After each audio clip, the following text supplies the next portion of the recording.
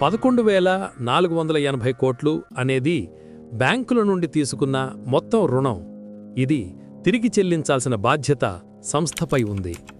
1,300 కోట్లు అనేది ఆ రుణంపై సంవత్సరానికి చెల్లించాల్సిన వడ్డీ మాత్రమే. లాభాల్లోకి ఎలా వస్తుంది? సంస్థ లాభాల్లోకి రావాలంటే దాని వార్షిక ఆదాయం, దాని వార్షిక నిర్వహణ ఖర్చులు మరియు వడ్డీ చెల్లింపుల కంటే ఎక్కువగా ఉండాలి. నిర్వహణ ఖర్చులు సుమారు 500 కోట్లు. ఇది అంచనా మాత్రమే. వడ్డీ చెల్లింపులు సుమారు 1,300 కోట్లు.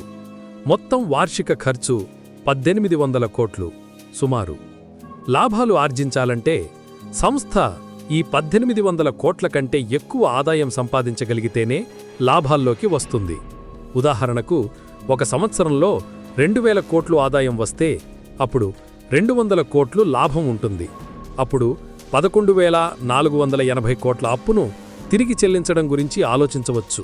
అయితే ప్రస్తుతం ఆదాయం 1,108 కోట్లు 2024-25లో మాత్రమే ఉంది. ఇది కేవలం వడ్డీని కూడా కవర్ చేయలేకపోతోంది.